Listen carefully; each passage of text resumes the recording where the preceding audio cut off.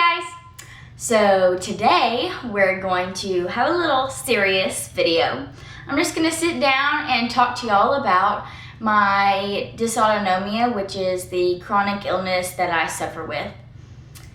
Dysautonomia has really affected my life, and it is a big part of my life, and so I feel like I need to share, and maybe this will help bring awareness to this illness.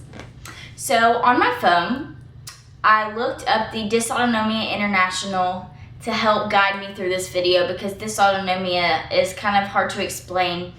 And so, I don't know if you can see this or not, but this is your autonomic nervous system. Your autonomic nervous system has two parts, two sides. It's got the sympathetic and the parasympathetic.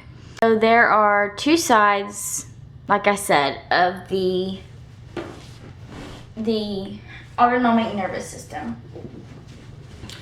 Dysautonomia is a malfunction of the autonomic nervous system.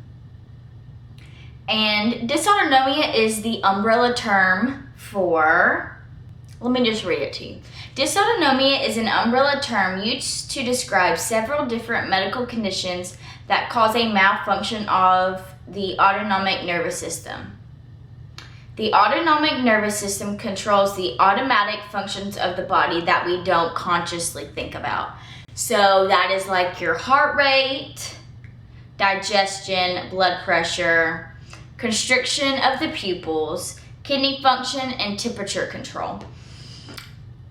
Since dysautonomia is the umbrella term, I have POTS, which is under that term, which is a more defined malfunction of the system.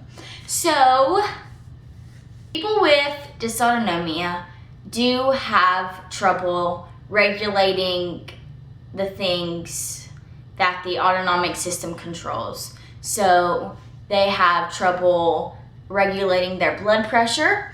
And so a lot of people, when they stand up, their blood pressure drops and their blood drops, and so they seem to pass out. Which thankfully I don't, which is a huge blessing. And also when they stand up, their heart rate jumps high. POTS can cause lightheadedness, fainting, tachycardia, shortness of breath, GI upset, shaking, exercise intolerance, temperature sensitivity, and more. While POTS predominantly impacts young women who look healthy on the outside, researchers compared the disability seen in POTS to the disability seen in conditions like COPD and congestive heart failure.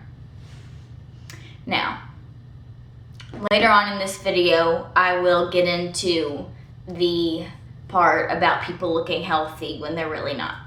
So, growing up, I was always the lazy one. Everybody always thought I was lazy. My parents would come home from work, I was sleeping. I would sleep all during the day, sleep all night, and just constantly sleeping. And I was still always tired. And I also had trouble exercising or doing anything remotely active. I was always out of breath and got really tired, and my legs would wear out on me, and just all these crazy things would happen, and people just said that I was either out of shape or just plain old lazy. Growing up, that's just how I defined myself. I was lazy, and that's all. I didn't think anything was wrong. For a while, I just thought I was lazy, but I couldn't help it. I remember growing up, whenever I was told to clean my room, clean out my closet, whatever, I always was frequently taking breaks. Like I would work for an hour and then I'd break for 30 minutes or another hour. And my mom was like, come on, Stephanie, like get it together. You've got to finish cleaning your room. You're taking forever, blah, blah, blah. And I just didn't know why I had to keep taking breaks, but I did, and it was so weird. And so, again, we just thought I was lazy. So, God specifically placed this lady as my Sunday school teacher when I was a junior and senior in high school. And when I was going through all this stuff, I was also going to lots of different doctors, and so she would hear my prayer request. And she has dysautonomia too. And so when she would hear my prayer request, she's like, Stephanie, you sound just like I did and just like my daughter did. I think you might have dysautonomia. You should go to the doctor that I go to, go get it checked out. And if you don't have it, then that's great. You can mark that off your list. But I think it'd be nice if you just went ahead and got the test done to see if you have it. So I told my mom about it, and she looked it up. And dysautonomia just has so many different symptoms, and it affects Stephanie, are you gonna speak English? Okay. Dysautonomia just has so many different symptoms, and it affects people different ways. And so reading about it, we were like, it sounds a little bit like me, but not that much. So we just kind of put it away for a little bit. That doctor actually only sees patients that are 18 and older. So at that time I was 16 or 17, so I couldn't go see her yet. So we just kind of let it go, didn't think much about it. And I'm not sure exactly what happened after that.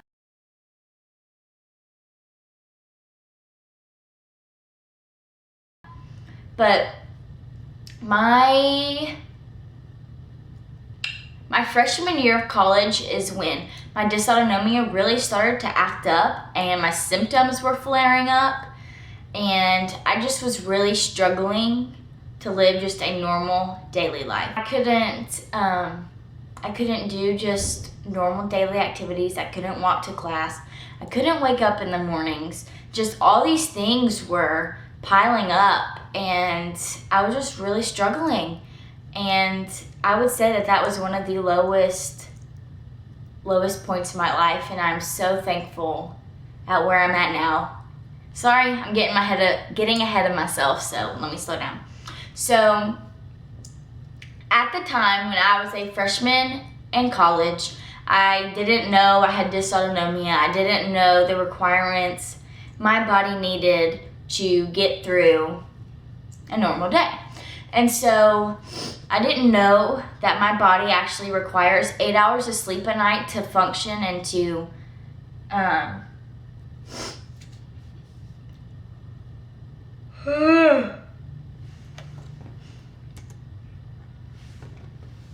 function and to get through every day.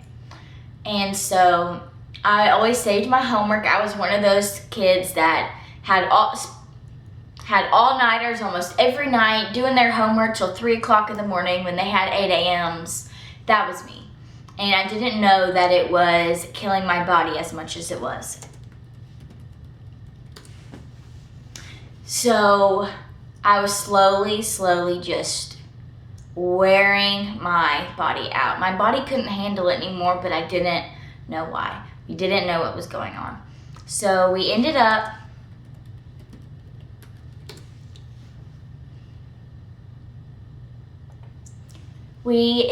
going to see Dr. Debbie Turner. We ended up going to see the dysautonomia doctor, and she has changed my life. She's just helped me so much. I've come so far from where I was. A lot of people probably can't see it. People still see me as sick, or they don't believe me. But my doctors know, and my parents and family know that I've really come a long way, and I haven't done anything. It's all the Lord that's just been healing me over time. So, because I didn't know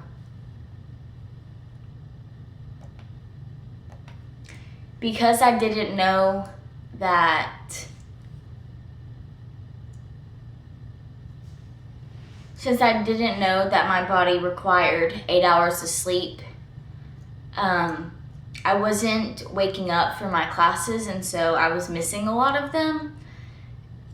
Like, I would set like 6 or 8 alarms during, like, to wake up in the morning, and I would sleep through every single one of them. I would turn them off in my sleep, and I just couldn't get myself to wake up. Sometimes I was like really awake, but I couldn't force myself, like I couldn't open my eyes and get out of bed. And so my grades began to suffer, and my GPA suffered. And that was a really hard time. So I don't know.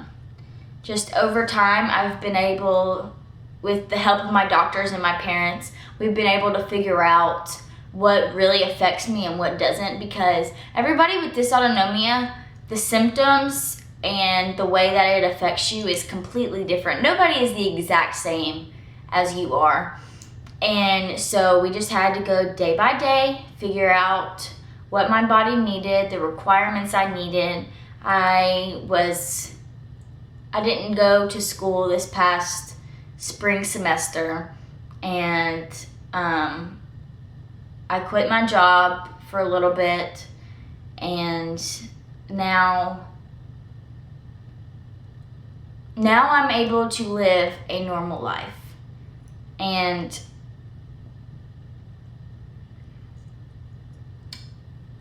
there are different types of dysautonomia, and I have the type that, I don't know if I said this.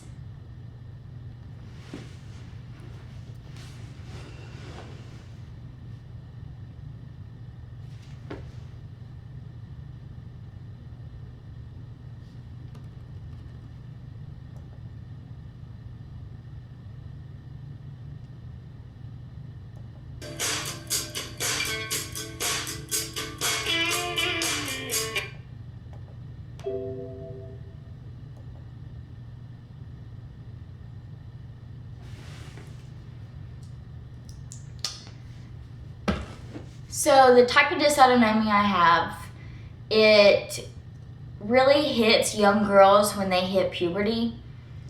The reason that our bodies malfunction is because all of our like body parts and internal organs and stuff aren't fully developed, and there are two glands in your head that sends signals throughout your body on how, I guess, to function. And so my glands in my head aren't fully developed, so the signals are being malfunctioned, so that in return causes me, to have all these problems that I do. And my adrenal gland is constantly in overdrive. When I'm sitting down, like right now when I'm sitting down and not doing anything, my body is still sending adrenaline and acting like I'm running a marathon. So when I actually get up to do something, I get really, really tired really fast because I spent all of my adrenaline and, oh my gosh, my hair keeps getting in my face and itching my nose. I use up all of my adrenaline when I'm sitting around doing nothing. So when I get up to do something, I'm out, and so I get fatigued really, really easily. And sometimes that's really hard working in a daycare because I'm constantly up and down, and working in a daycare, believe it or not, requires so much energy, and I just get really worn out when I leave, but there's nothing that I would rather do than to work in a daycare. And so I'm making it, and I'm making it through. And thankfully, my dysautonomia, my doctor says, should be gone by the time that I hit 25, when my body is, done growing. So whenever that is, my dysautonomia should be gone, which I'm really excited for. And I'm really blessed that mine will hopefully be going away. And it slowly is. I just got a test done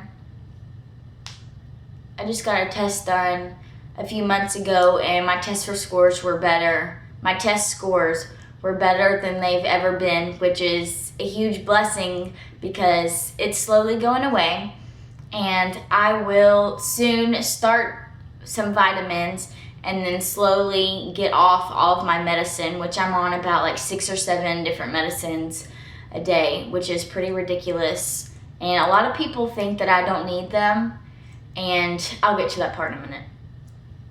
So I will soon be just on vitamins and then completely off all medicine soon, just a few more years, and I will have kicked dysautonomia in the butt, and I'm ready to kick that thing out the door. I'm ready to overcome this.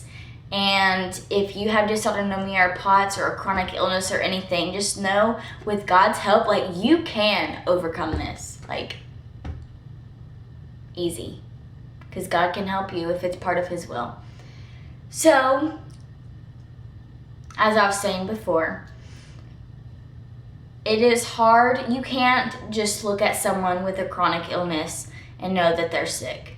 They might show signs by the way that they're acting, that they're in a wheelchair, or they're walking really slow, or that they're having to sit down and take a break because they walked for 5 minutes, and drinking lots of Gatorade and eating lots of salt, and just little things you can see in other people that they might have it, but nobody really knows.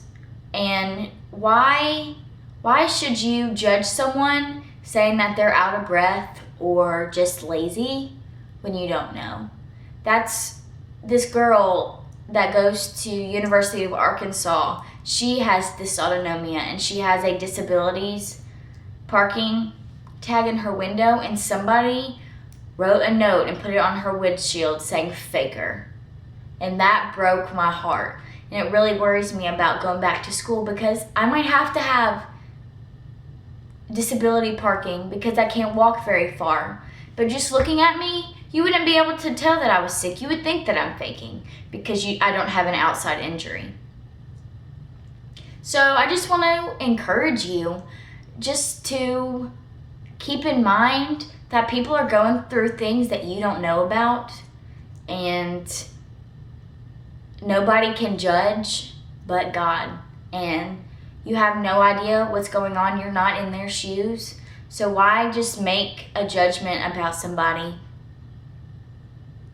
Words hurt, and so I just want to encourage you to watch what you say to others, what you think about others, because you don't know what they're going through. And I hope that this video really encourages you. And if you have dysautonomia or POTS, I hope that this video encourages you that you can overcome this too. And we're all together. We're all in this together. We can get through this. And just want to try and raise awareness, because doctors and nurses around the world don't know about this. In the South, there's only like 2 or 3 doctors and nurses that know about this. And so I just want to encourage you, help bring awareness to this, because it's a serious thing. But thankfully, it has not taken me down, and I'm making it through. So thank you so much for watching. I hope this video gives you some more information and details about what I'm going through and what other people might be going through. And so if you see me being lazy, I'm not.